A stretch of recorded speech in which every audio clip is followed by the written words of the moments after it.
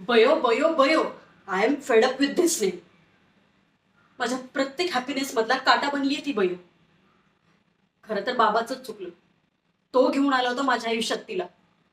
काय गरज होती तिला आणायची? कोण आहे ती? जेव्हापासून ती माझ्या आयुष्यात आली आहे ना, माझी प्रत्येक गोष्ट तिला शेअर करावी लागली. माझी बेडरूम, माझ्या वस्तू, माझी माणसं सुद्धा, इव्हन माझा बाबा सुद्धा. आणि माझ्या बाबाला बाबा म्हणायचा अधिकार कोणी दिला? तर स्वतः माझ्या बाबांनीच. पण का? मला काय वाटेल याचा एकदाही विचार नाही आला त्याच्या डोक्यात. कोण आहे ती आमची? काय इतकी जवळची वाटते सगळ्यांना? गोड बोलते म्हणून. पण तिच्या या गोड वागण्यामागे किती चीप आणि घाणेरडे इंटेन्शन आहे हे का दिसत नाहीयेत कोणाला? मी सुद्धा तिच्या या गोड वागण्यानेच इम्प्रेस झाले होते.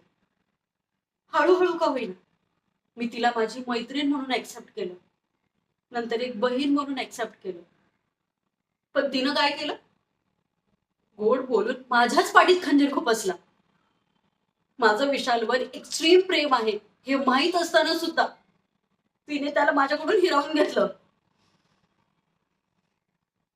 करेक्ट होती मम्मा, करेक्ट होती. ही बयो कधीच कोणाची होऊ शकत नाही. तिची लायकीच नाही. पण आता मी तिची जागा दाखवणार. बयो, आतापर्यंत मी माझी प्रत्येक गोष्ट तुला शेअर करत आली, पण विशालला शेअर होऊ नाही देणार. काही झालं तरी. कारण तो फक्त माझा आहे आणि माझाच असेल.